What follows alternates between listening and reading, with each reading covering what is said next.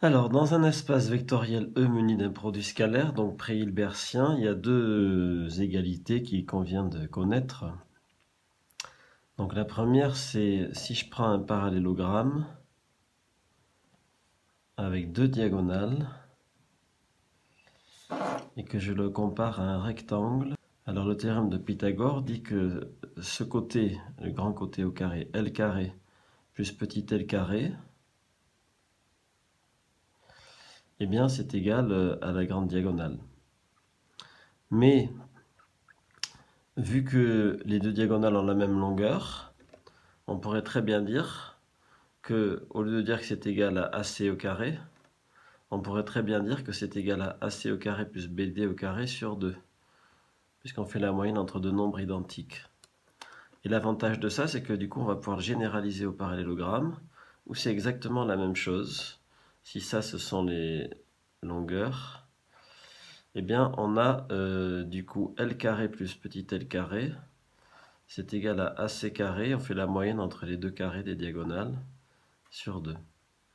Donc ça, c'est l'identité du parallélogramme. Et cette identité du parallélogramme, eh bien, on peut l'écrire avec des vecteurs, du coup, U. Et si ça, c'est un vecteur V, eh bien, ça nous donne norme de U au carré plus norme de V au carré, c'est égal à la moyenne entre l'une des diagonales et l'autre. Donc U moins V au carré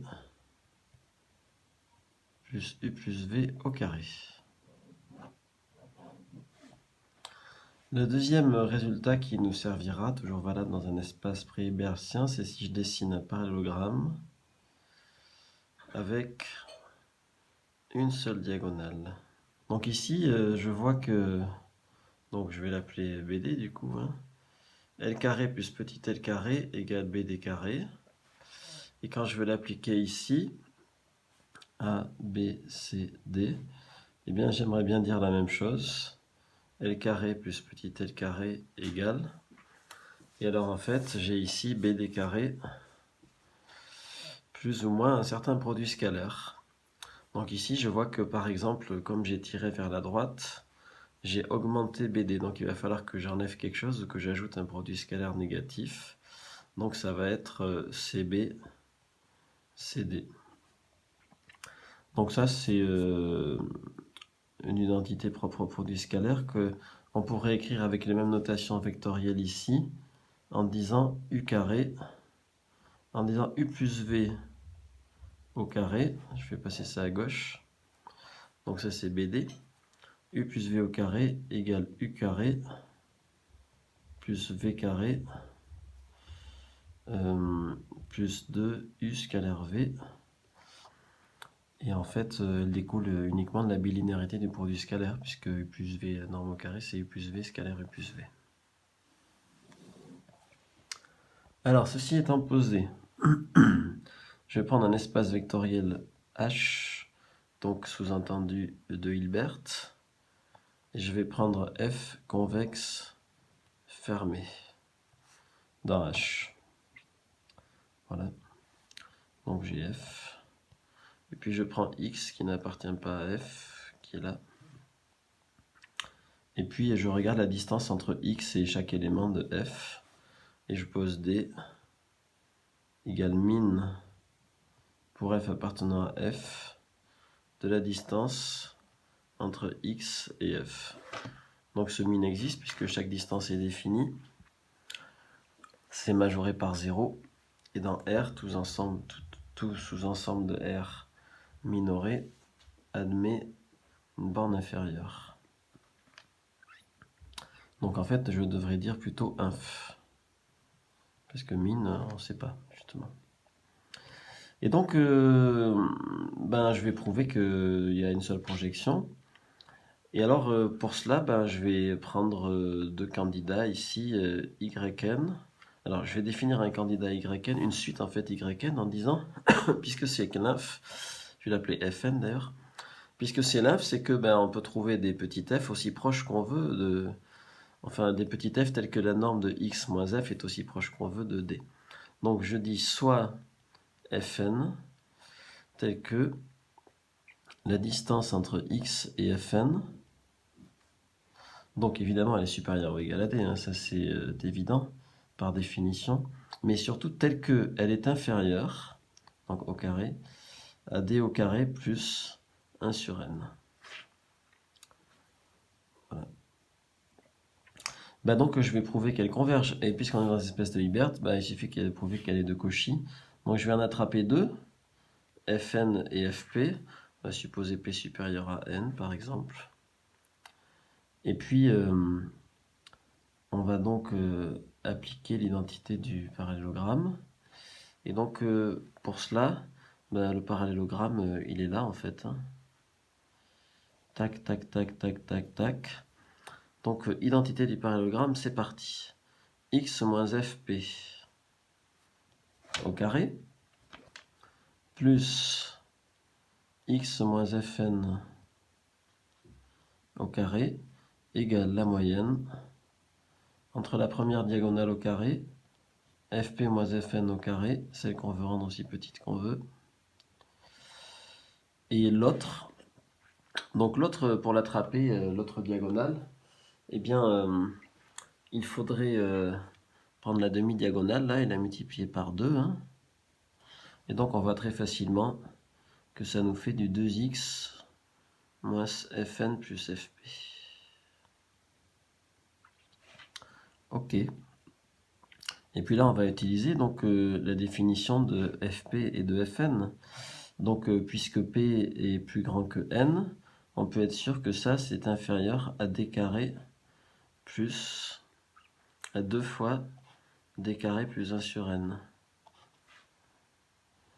Voilà. Et d'autre part, lui là, on va le réécrire proprement. Donc, j'ai 2 d carré plus 1 sur n supérieur ou égal finalement à ça. Et je fais passer le 2 à gauche, ça fait 4. Donc ici, ça nous fait fp moins fn plus... Et ici, donc j'ai fait 4. Donc ici, quand j'ai un 2 qui sort, ça fait 4. 4 x moins fn plus fp sur 2. Voilà. Très bien. Ben, en fait, ça, c'est supérieur ou égal à d carré. Hein. Donc, les d carrés s'éliminent. Et on a tout de suite fp moins fn carré inférieur ou égal à 4 sur n. Ce qui prouve que Fn est de Cauchy, donc Fn converge vers un certain F. Ok, donc il y a un candidat qui fait qu'en fait c'était un min. Donc voilà, F, et puis X. Est-ce que par hasard il peut y en avoir un deuxième? F'. Ben, s'il y en a un deuxième, c'est pareil. Hein, on lui fait l'identité du parallélogramme. Donc x moins f carré plus x moins f' carré égale 1 demi de f moins f' carré plus 1 demi de 2 facteur de x moins f plus f' sur 2 au carré. Bon, ben ça fait 2d carré. Et ça, donc le 2 au carré il fait 4 divisé par 2, ça fait 2. Et ça, c'est supérieur, parce que lui, la f plus f' sur 2, c'est un élément de grande f. Hein. Donc c'est supérieur à 2d carré. Donc, on a un truc supérieur à 2d carré, on lui ajoute quelque chose, ça fait 2d carré. Ça veut dire deux choses, ça veut dire que ça c'est égal à 2d carré, et ça c'est nul. Donc on a prouvé qu'il n'y avait qu'un seul point F, et ce point F, on l'appelle la projection sur F de X.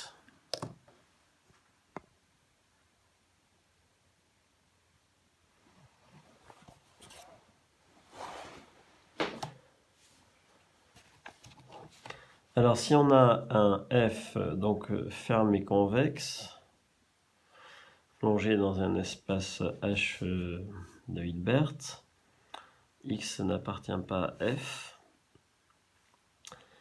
Y appartient à f,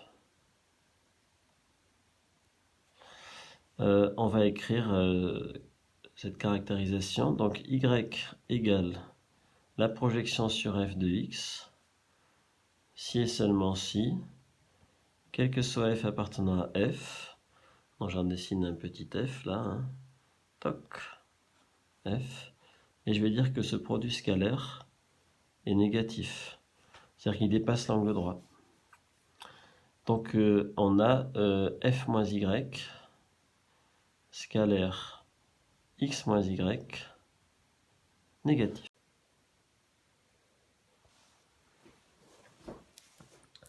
Alors on va d'abord démontrer dans le sens direct. Supposons que y est effectivement le projeté, ça veut dire que x est plus loin de n'importe quel point M que de y. Alors en fait on devrait dire plus simplement x est plus loin de n'importe quel point F que de y. Mais si on fait ça, on va avoir un résultat qui ne donne rien.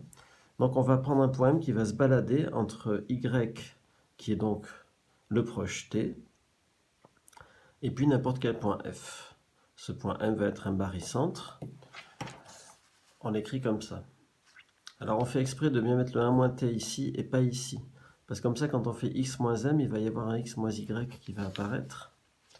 Et donc en écrivant cette égalité, qui est donc la définition première du projeté, on arrive tout simplement à ça. Et là, on va utiliser l'un des préliminaires qu'on avait dit tout à l'heure. On développe le produit scalaire, ça au carré, puis le double produit. Et puis hop, tout se barre. Et alors là, il nous reste que 1 carré plus notre résultat sont positifs. Alors ça pourrait se compenser. Mais ce qu'on dit, c'est que t carré, donc ça c'est des nombres figés, cette norme au carré, ce produit scalaire, mais t carré et t varie en fonction de t. Et ce qui nous intéresse, c'est quand t est proche de 0, t carré est négligeable devant t. Quand t est proche de 0, ça veut dire qu'on est proche de y. Donc t carré étant négligeable devant t, ça veut dire forcément, cette quantité-là, c'est elle qui va piloter le signe. Donc à cause de l'inégalité ici, il faut qu'elle soit positive. On a donc ce qu'on voulait. Pour la réciproque, donc on suppose qu'on a cette inégalité-là, donc pour tout f de f. Eh bien, on va s'intéresser à la distance entre x à f, et pour ça, on va faire le Pythagore généralisé. Donc ça au carré, c'est ça au carré, plus 2 fois le produit scalaire. Pas s'embrouiller dans les signes moins. Parce qu'en fait, cette diagonale-là, si ça je l'appelle U et si ça je l'appelle V, la diagonale c'est U moins V, ou V moins U. Donc il faut mettre moins 2 V scalaire U. Bon, alors on suppose que ça c'est positif avec le moins qui est devant là. Et donc ça veut dire que x moins y carré, il est plus petit que x moins f carré, puisqu'il faut lui ajouter un positif et un autre positif pour faire x moins f carré. On a démontré ce que l'on voulait. Alors une petite application, donc je place dans L2 qui est un Hilbert, et je prends l'ensemble des suites dont tous les termes sont positifs. Alors, la première chose qu'il faut voir, c'est que chaque indice de UK en valeur absolue est plus petit que la norme. Donc ça c'est logique, c'est écrit là, hein. Si vous prenez valeur absolue de A, c'était racine de A au carré, c'est plus petit fatalement que racine de A au carré plus B au carré, etc. Et donc c'est exactement ce qui se passe ici, quoi. Valeur absolue du K est plus petit que racine de U0 au carré plus U1 au carré plus UK au carré plus etc. C'est évident. Et donc ça nous dit deux choses, puisque on veut montrer que A est fermé pour appliquer ce qui précède. Hein. Que A soit convexe, c'est évident. Donc A est fermé, donc on prend UK une suite d'éléments de A. Et puis on suppose qu'elle tend vers V, qui lui, V appartient à L2. On ne sait pas s'il est dans A, justement. Donc ça veut dire que chaque UK indice N tend vers l'indice N de la suite V. C'est écrit ici.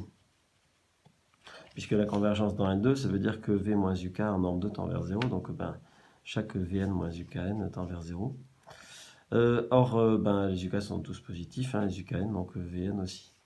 Autre manière de le voir, la projection qui a U associe UK. Hein. Donc, par exemple, P0, c'est à la suite, elle associe U0, quoi, son premier terme.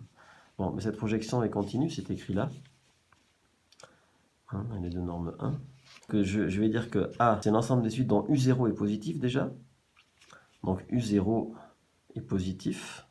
Donc c'est l'ensemble des suites, c'est l'image réciproque de R plus par P0. Et puis aussi, U1 est positif, inter, donc ben si, ainsi de suite. Donc par une intersection quelconque de fermée, toujours fermée, par définition, par action d'une topologie, donc ben A est fermé. Alors maintenant, on veut projeter sur A. Donc c'est un peu compliqué de projeter sur A. Je vais m'intéresser à une suite qui aurait seulement deux éléments.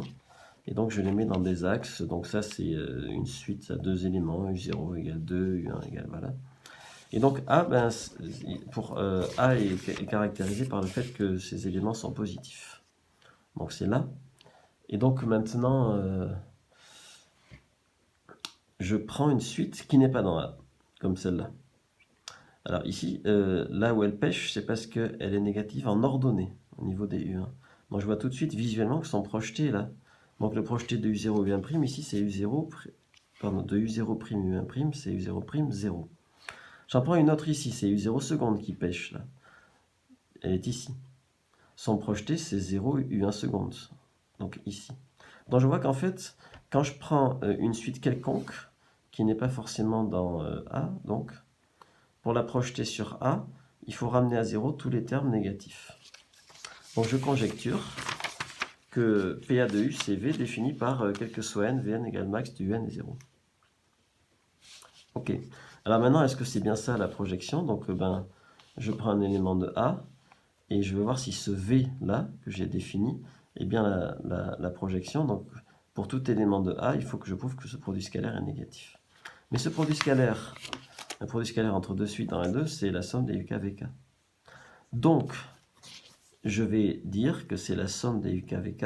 Je vais regarder chaque UK, enfin, alors dans mon exemple, ça serait, je vais regarder chaque UKWK, et ici, je vais regarder chaque UK-VK fois AK moins VK. Et si UK est négatif, dans ce cas, on a vu que VK, c'était nul. Et donc, ce produit scalaire devient UK fois AK. Alors, on a supposé UK est négatif, AK, lui, est positif, c'est la définition de A. Donc, le produit des deux réels, là, par la règle des signes, est négatif. Maintenant, si UK est positif, ben VK, c'est UK en fait.